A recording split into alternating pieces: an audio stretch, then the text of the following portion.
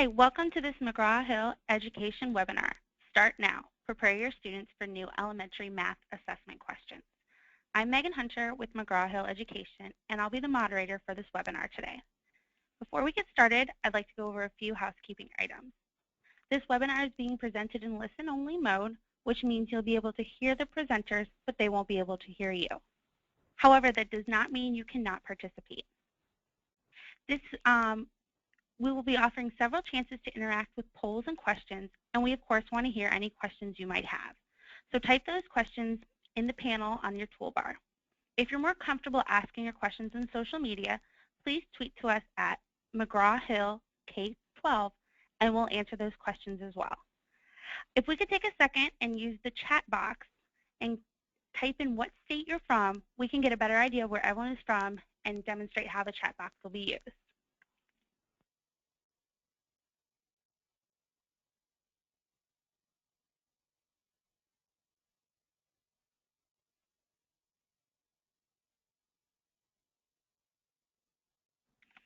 It looks like we have people from everywhere, honestly.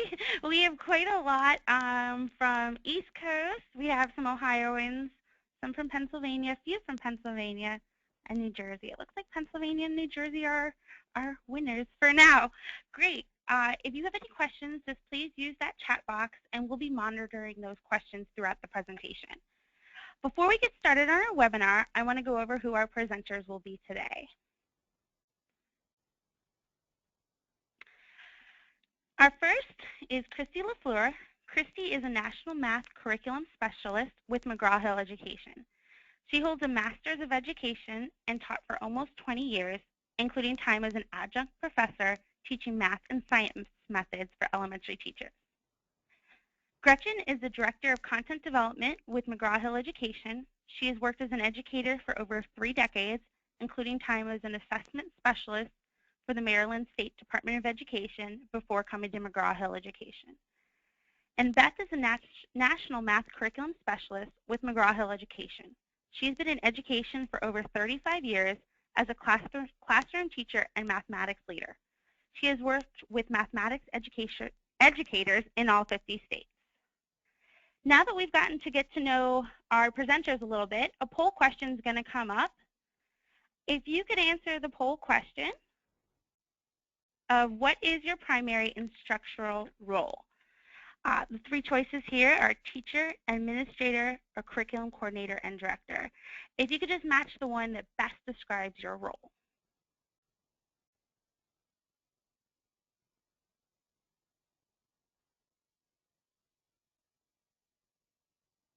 As those results are coming in, it looks like about 3/4 of our audience are teachers. We have a few administrators and a few curriculum coordinators, directors as well. And then I'm going to ask our last question. If you could let us know what grade you primarily work with. K through 1, 2, 3, 4, or 5. Oh, those answers are coming in very fast. It looks like, oh, it's going back and forth. It looks like the largest number of our participants teach 4th or 5th grade, work with 4th or 5th graders, and pretty evenly split between K through 3. So now that we've had a chance to introduce ourselves, I want to just go over the agenda for today. And our afternoon agenda is first, we'll be learning to better understand the new assessment approaches. Second, then we'll look at resources available to you in the elementary math classroom. And then we'll open it up to questions and answers. So again, if you have any questions throughout the presentation, please type them in and we'll get to them at the end.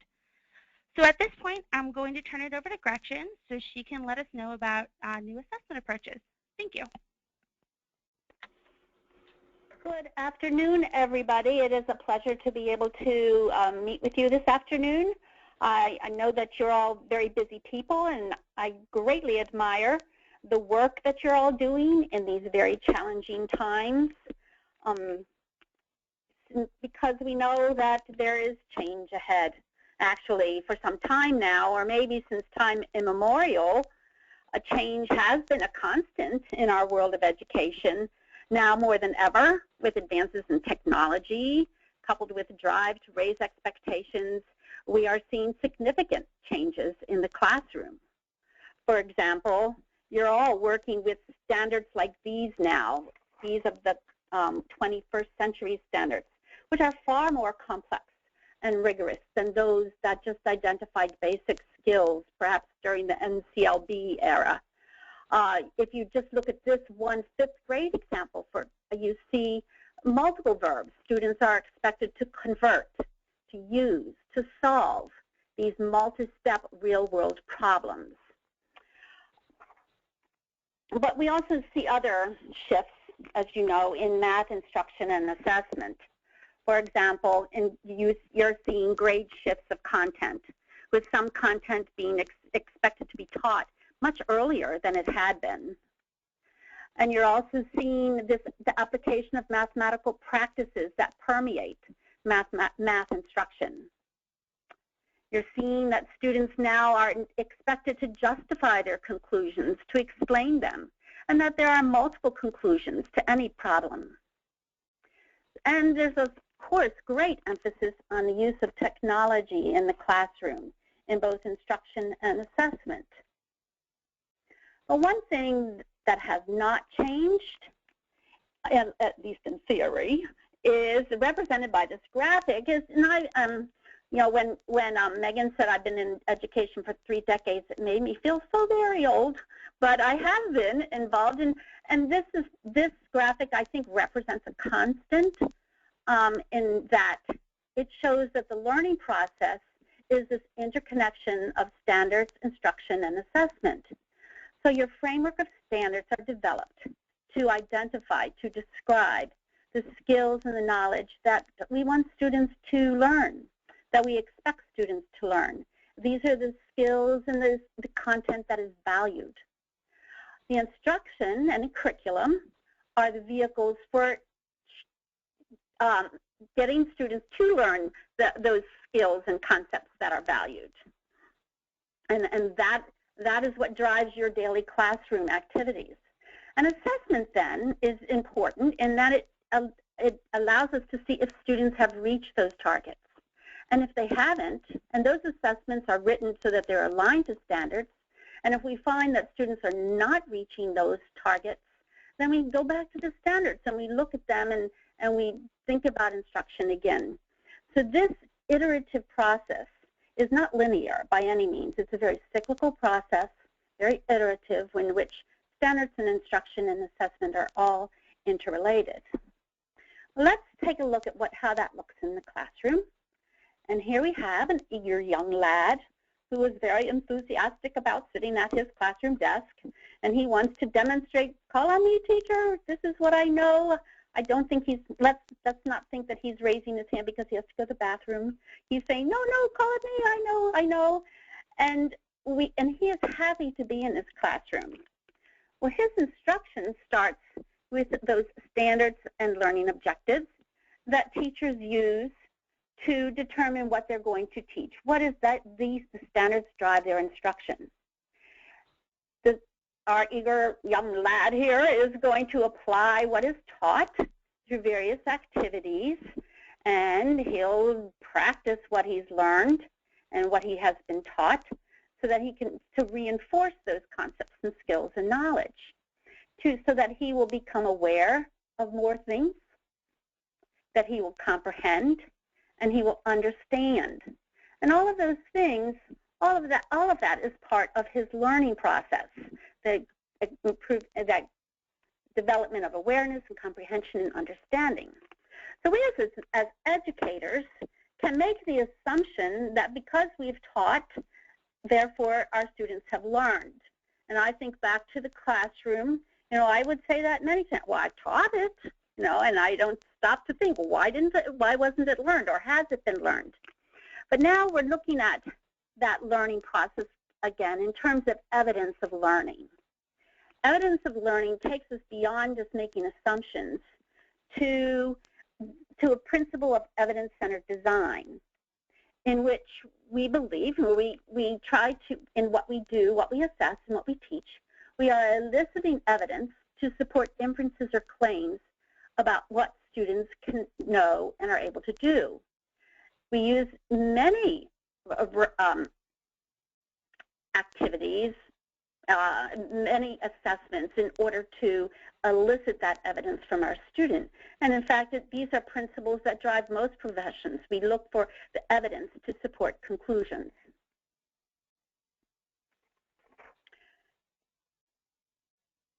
So we're going to pause here for another poll question. And I'd like you to think a little bit about your classroom and think about what do you do in order to elicit that evidence of learning you've taught. Now, what do you do in the classroom to see if the students have learned? If you could just jot a couple of ideas down in the chat box. Megan, you'll be monitoring that? Yep, I'm seeing them right now. Yay. We have one come in. Melissa uses exit quizzes. Mm-hmm.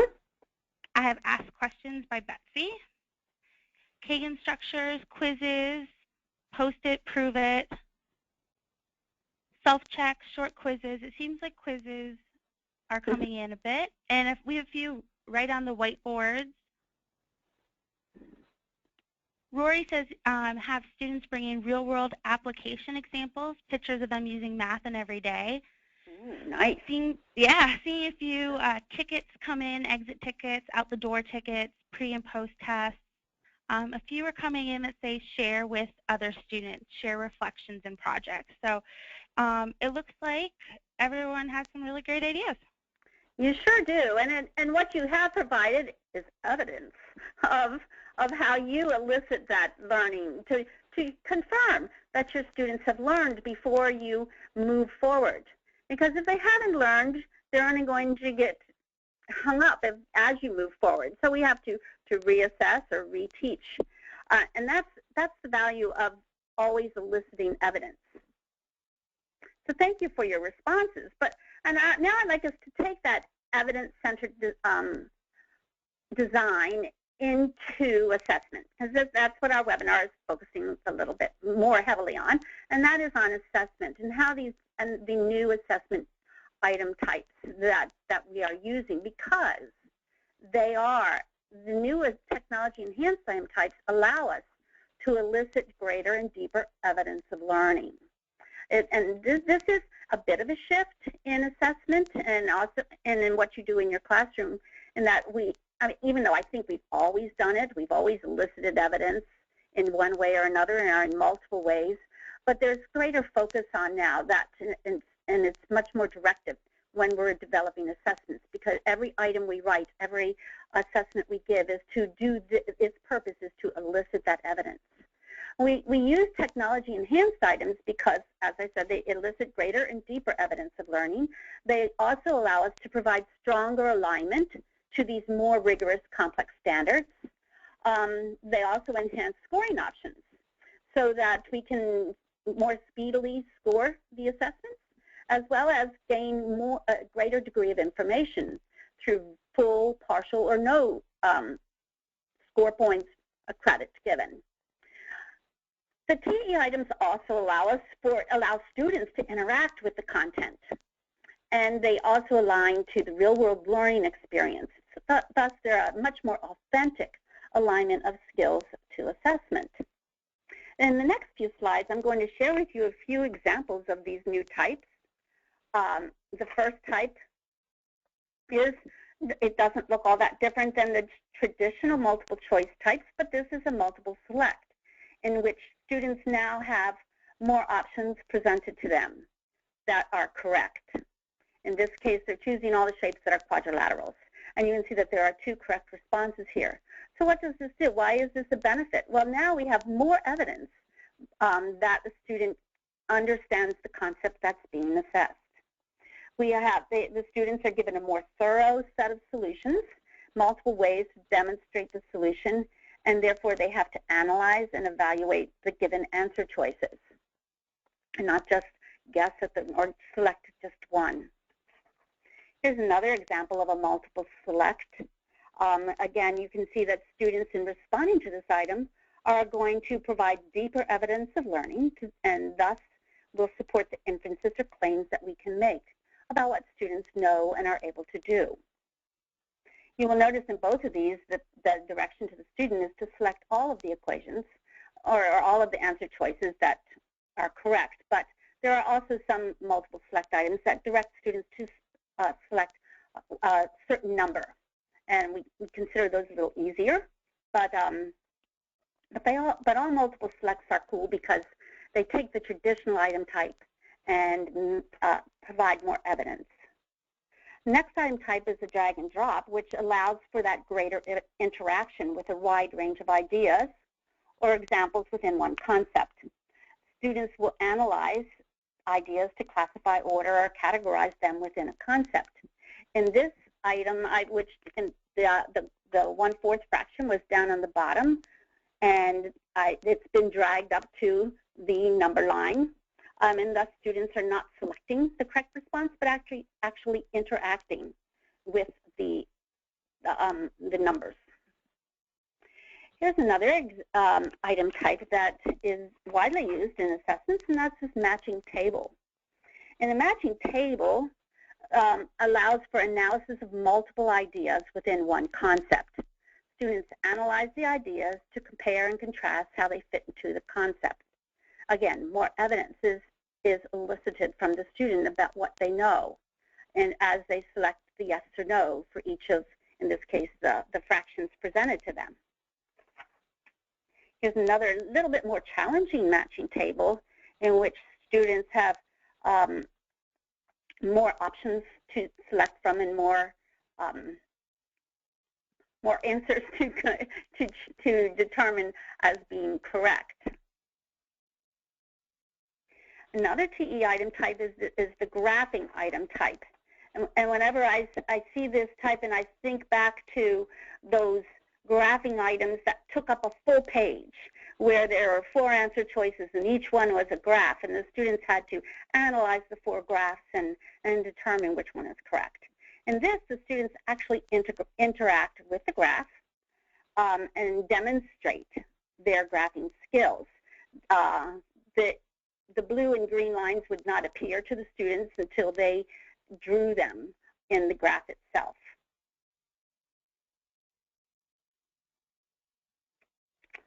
In this next item type, the equation numeric, students actually are given spaces in which to enter the numeric response.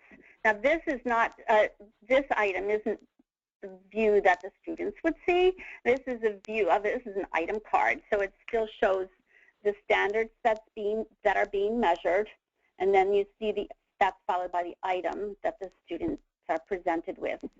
And then there would be a response box and then a second response box in which students would type in the numeric response. This would be an example of a 2-point item so that students could demonstrate partial understanding or full understanding or, of course, no understanding.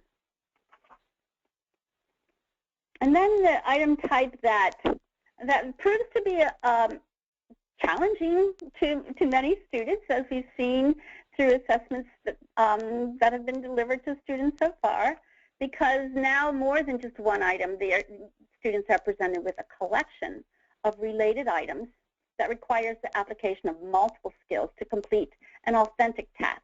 And that's why these item types are valued, because they are authentic and they are linked to real-world content and experiences. For example, in this performance task, the student is set up with a scenario of a lemonade stand. Who doesn't relate to a lemonade stand, right?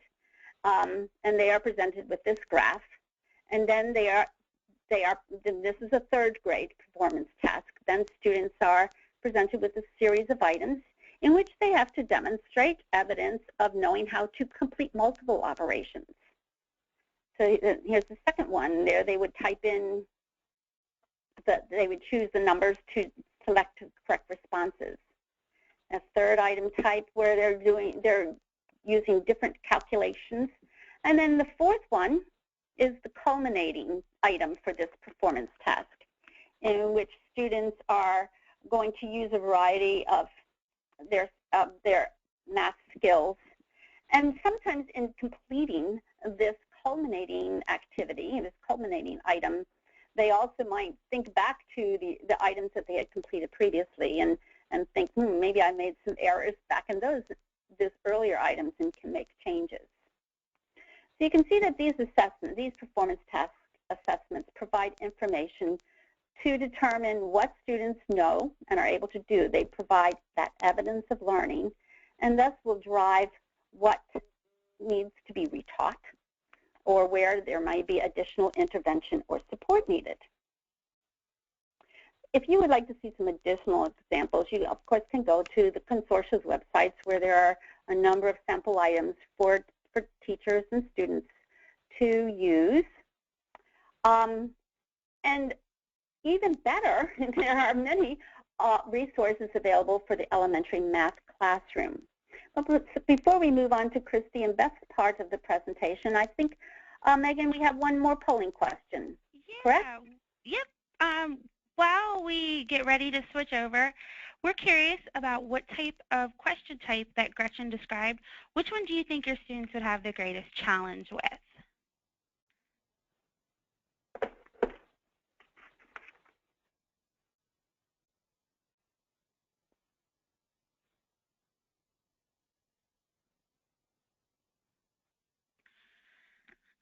I'm waiting for them to come in. It looks like we have about a split between multiple select and equation numeric. It looks, and I'm looking, some are typing them in, same thing. A couple for graphing, a couple match and table, but 0 drag and drop. It seems like we're pretty confident in that area. I'll give another second for let some people put their answers to the poll, and then we'll have one more question before we get started. Okay, it looks like, yeah, exactly. We're pretty much split between the two. And then for our last question, we're curious, which high-stakes assessment does your state participate in? Do you participate in the PARCC, the SBAC, or do you participate in a state-specific test?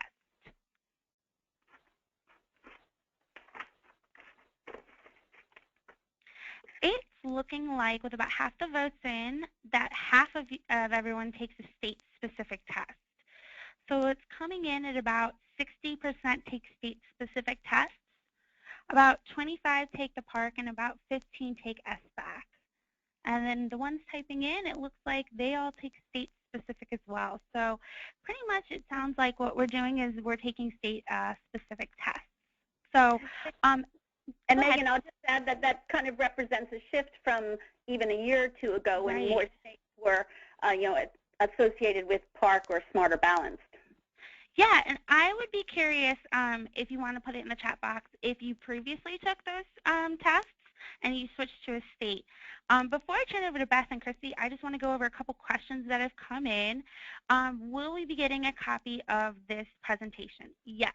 You should be getting a copy of both the recording and of the slides in PDF form within about 72 hours. And my email address will be at the end if you don't get that. Are these question types, are they available in a series or a textbook? That's what Beth and Christy are going to go over now. So some of the assessment workbooks they'll reference, they're McGraw-Hill books that can be used with any program, but they're also going to show you how to apply what we just learned into assessments you'll be creating.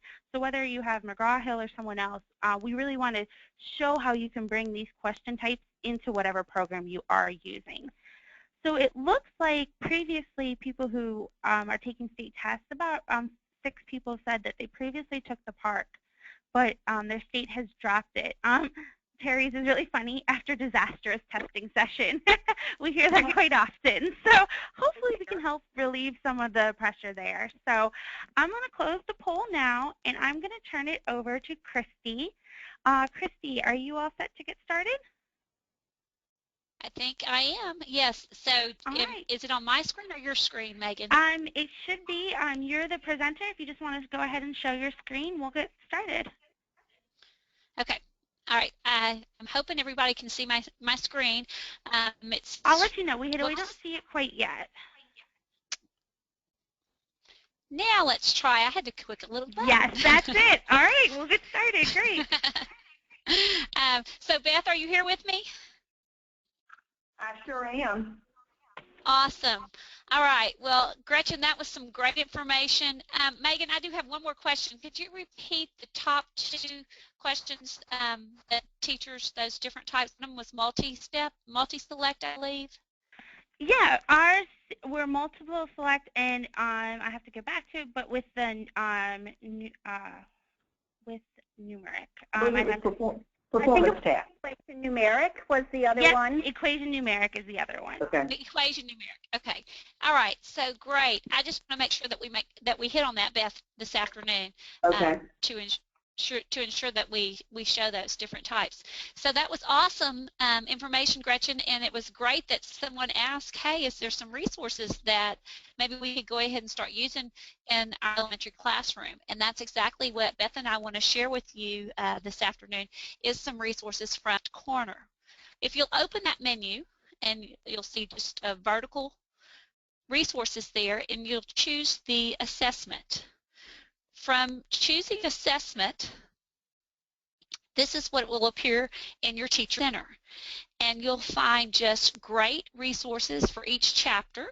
So if you're looking for some additional questions there, but also notice towards the bottom of the column, countdown for Common Core performance task, which I think that was a top one that you guys were looking for.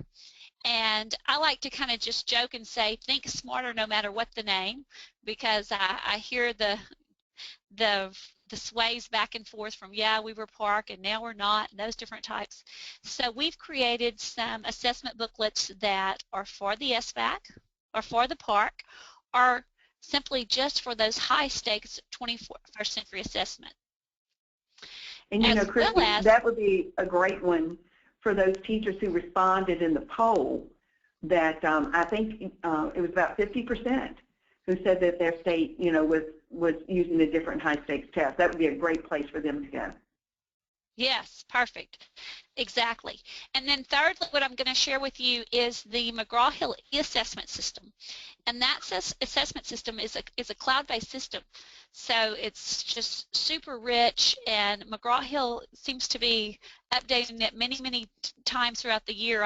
I know that that was always a struggle too, is that with assessment pieces, what was good one year, then wow, the next year things were changing and I needed some updates. And with this assessment system, because it's cloud-based, it'll be updated for you guys, which is another nice feature too.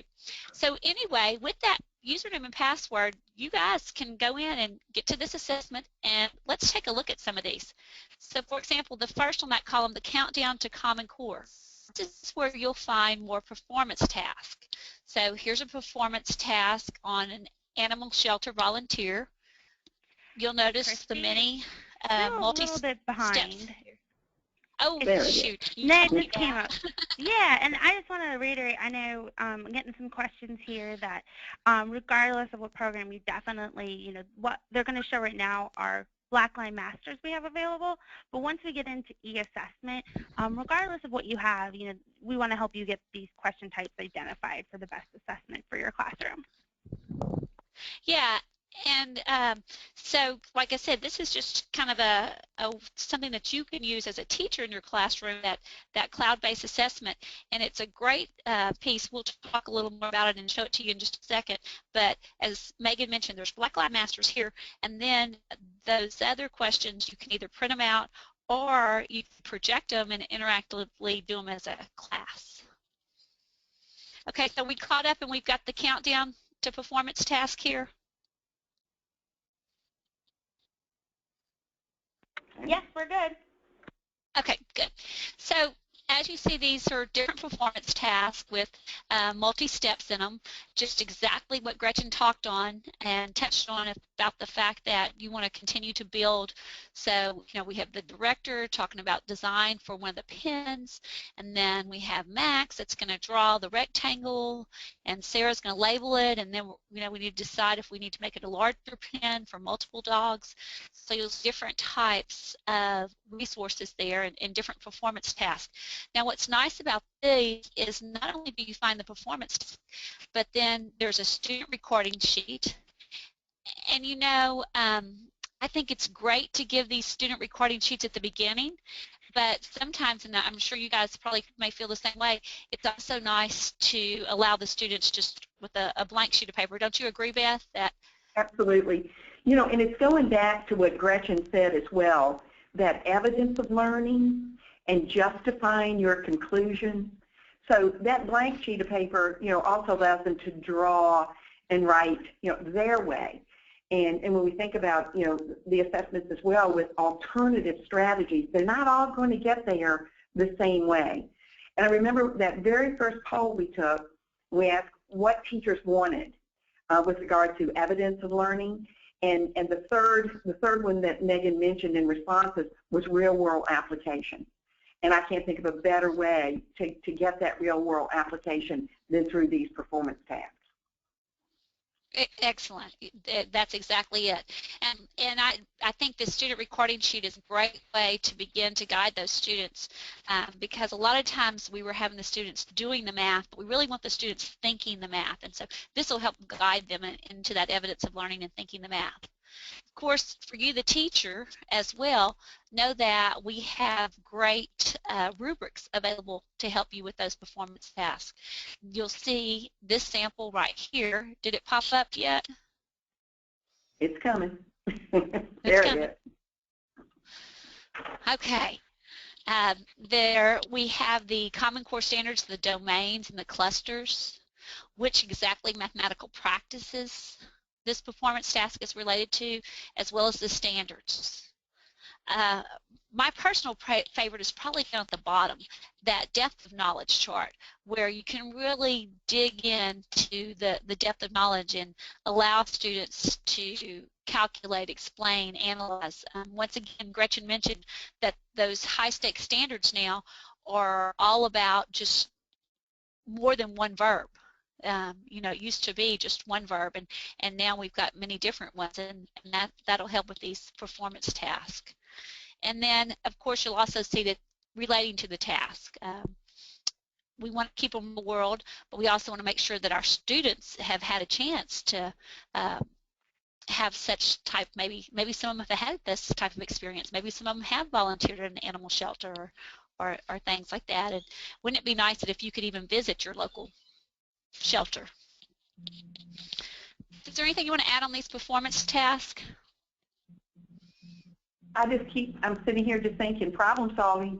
There's problem solving right there.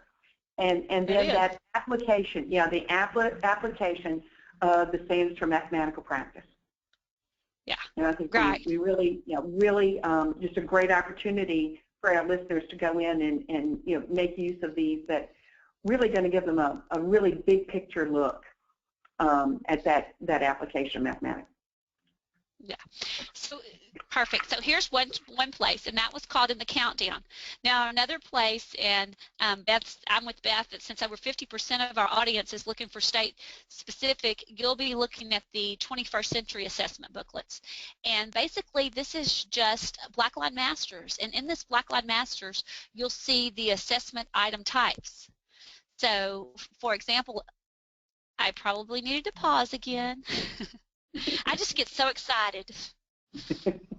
Is it there, Megan? Yeah, it's here. Okay, all right. I realized I may be ahead of myself. So you'll see these assessment types items. Like, look up there, it says, in the spring, you'll probably take a state test for math that is given on a computer. These next pages will help you with those types of questions that you may answer. So multiple choice with more than one type. Of course, the drag and drop, which I believe our audience says that they're fairly confident in. So you'll see different types of items like that, including those multiple select and those equations that we want to write in. So those assessment items will all be in a Blackline Master for you to practice and print, and then know that I'm going to show you also that you'll be able to practice these online. The nice thing about these books is there's the assessment type items to introduce the students to them. There's the countdowns. There's chapter tests that look very similar to those high stakes testing, and more performance tasks. and then even some benchmark testing. So another excellent resource for you guys to go in, use our sample username and password, and download those PDFs and share that and use that with your students. We'd also love to hear, as Megan said, she's going to give you her email at the end of this, so we love to hear how you're using them in your classroom and ways that you were successful with them once you do give them a try. Beth, on the 21st century assessments in that book, what's your favorite part? That's difficult. They're so good. And I think back to, my days in teaching in the classroom as well. And you can see on the screen the multiple choice, the drag and drop. We asked and we polled. And I just, all those practices we did, you wanted short checks, quizzes, real world application, into the chapter. All of this is in there. You have all of these pre-built for you so that you can rest assured that when your students get around to the test, when it finally comes, that they are prepared for any kind of question that they're asked, that any item that comes up, they're going to feel comfortable with it because they've had that kind of practice. I think that's the thing I like the most about this, is knowing that my students had the chance to practice all kinds of items that they would feel comfortable with when the actual testing time came around. Yeah, excellent. You've hit it dead on. So those are the two print resources that we wanted to share with you. And then last but not least, we also want to share with you the e-assessment system, which some of you guys may be using some type of electronic test generator. And this one, like I said, is cloud-based, so that's really nice. I know today Beth and I were emailing each other a test back, and the first time she opened it, she was like, "Ooh!" So it's kind of nice that we could just open it up in the clouds, and it looked perfect once we opened it up in the cloud, right, Beth? It did. So it's a wonderful resource. You can get to the internet, you can get to this. That's exactly it. So this is just a sample, and now I am going to go live. So I will, Gretchen, Megan, try to remember to do this fairly slowly so that you guys can see. Is my screen catching up with you guys now, or? Yeah, you're good. Okay, I'm good. I just didn't know, deep here in the heart of Texas, if I was just having a hard time staying caught up with you guys. So here's an example of the e-assessment. Whenever you open it up, it will open up to a window and ask for a test generator. The really nice thing is that over here on the left-hand side, you have sets of questions. So you'll see that I've loaded our e-assessment for grades 3, 4, and kindergarten. I just chose several of them. Now, once you open up any of these question sets, the first bank of questions is going to be assessment items technology enhanced. So we have given you just a plethora of questions here like Gretchen shared with you today. So if I just drag over any of these questions, it's going to load up and give me, you'll notice there's the standard, and also give me the type of question that it's going to be. So a really super resource. Now, after you look at those questions, you can make yourself some tests, and know that McGraw-Hill also has great tests already made for you down here at the left-hand column. So I've made a test. I've been super creative today. I've even named it Test for Webinar. So I've made that test, and then I've dragged it over here so I can see it. Now this is what I, the teacher, sees, and I have the choice of putting out the reference, so I know that this came from Chapter 1, Lesson 1, as well as the standard, so I can look at those while I'm looking at it. So I can scroll through my test, look at it, and know that I added some kindergarten examples on here, some 3rd grade, 4th grade, 5th grade. I just took different tests and sampled through. And I hope you guys Chrissy, just to reiterate, these were already there. You didn't have to make these up, did you? Oh, no, ma'am, I did not. I just went into that great little question set, and like I said, I was so creative in the name of my test today. I named it Test for Webinar, and then I just dragged and dropped basically over it in these questions into my test.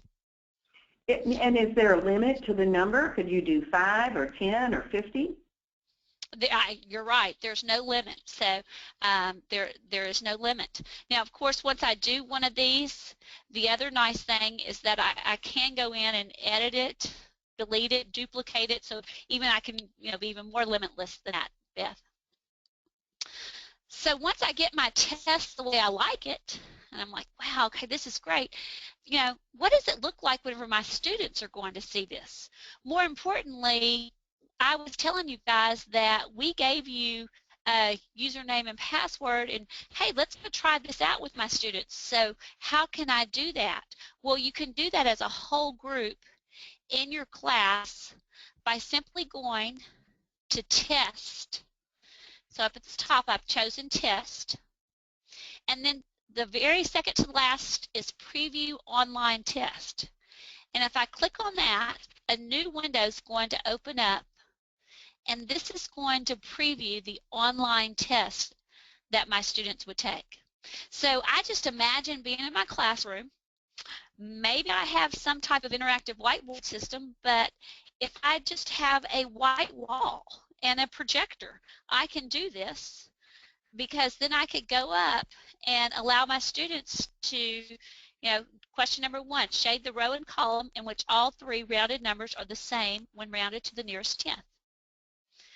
So I could allow my students to read this as a whole group, and then maybe I could even call on Beth and ask Beth, which square would you like me to shade that row in what column? And imagine Beth, of course, she could come up and do it, or she could tell me, right? Right. So Beth might say, hey, how about, third row, first column?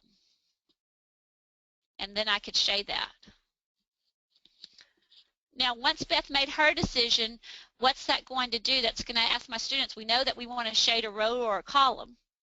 So pretty much I'm going to have to shade a row or a column here, right? You guys get the idea. So say this is what I choose. The beauty about this is I can go to the next question, and I can read it, and we'll give it a second to come up. And this one says highlight whether each number is rounded to the nearest 10 or nearest 100. And I'm a student, and I'm reading that, and wow, I need to skip that and move on and maybe answer that in a minute. Well, the flexibility of McGraw-Hill e-assessment allows me to do that. So if I want to not answer problem number 2 and jump to problem number 8, I can do that as a student. So now, yeah, I'm just sitting here thinking, Christy, again, I go back to that first poll. You said you wanted as educators to do, short checks and quick checks. I mean, what a great way to really just get a feel for, do my students know the standard, or can my students do this at this point in the year, and how quick and easy that would be. Yeah, I was thinking the same thing. You know how a lot of people said, what do you do in your classroom to elicit evidence of learning? A lot of people said exit tickets. So I could set one of these questions up as an exit ticket every day. And wouldn't that be a great idea to be able to use it, in my classroom? My memory is serving me a little wrong. I was going to try to skip to one of the questions that said multi-response, or a question that asked me to type something in, because I think that's what our audience wanted to see, and it looks like I was thinking it was 8 or 9, but obviously I'm wrong. But here's a great one right here. Drag tiles to build an equivalent fraction. All right, now 2/8. All right, so 2/8. Now, as a student, I might see, oh, look, there's a 1/8, so I could drag and elicit this response. But is there another response also that I might have been able to do here, Beth? I see that gold one. That's right. The one-fourth, we do it for you as well. Mm-hmm. That's right. You know, so, and wouldn't that be great if your students are doing this and y'all could see how Beth's thinking versus how Christy's thinking, Gretchen, and we could all do this together. So hopefully you guys can see some of the benefits of using this McGraw-Hill e-assessment system, and as well as some of the performance tasks and our 21st century assessment booklets. So I know that time is running. Whoops, go ahead, Beth. I wanted to just say quickly, when you were on the slide where it opened, and I want to think it was about slide 26, if we want to go back to that if we have a chance. If not, that's okay. But you were able to show when you went into that menu, you selected assessment, and over on the left, you had that wonderful list, and it showed countdown, it showed the Park, Smarter Balance, 21st Century. And there was a red circle around the very first icon, and it said e-assessment. And if you looked at the icon beside it, it said e-assessment as well. That's it, right up there at the top if we want to go up there. And it says how to. And we've thrown a lot at you today. So if you look at that second icon, it says e-assessment how to. And here is a full tutorial on how to use everything that Christy has just shown you. So if you forgot, like, wonder how she got to that, that one that she said she could project, just go to that second icon, how to, and everything Christy has shared can be revisited, and you'll feel comfortable with going ahead and attempting to use some of these e-assessments. Just wanted to remind everybody of that. That's awesome. Thank you so much, Beth. So, Gretchen, I'm going to go ahead and turn this back over to you and allow you to... I'm going to take it from you. It's Megan. I'm going to take it from you. We have some really great questions. We have some great questions. So our first question is, if you don't have a computer ready every day, are these assessment books a good solution? And yes, you can use the assessment books as an excellent solution. As both Beth and Christy showed, they'll say, you know, you'll see this on the computer, or your test might show this. And that follows up to the question, the Tech Enhanced questions, are they in print? Yes, they are in print through our Blackline Masters. Which also brought up to the question is, if you have e-assessment, are the Think Smart for the Smarter Balance, are those questions different than you'll see online? And for the most part, they will be. There'll be some duplicate questions. And then our last question was, is any of the resources available in Spanish? And the 21st Century workbook, Blackline Master, actually is in Spanish.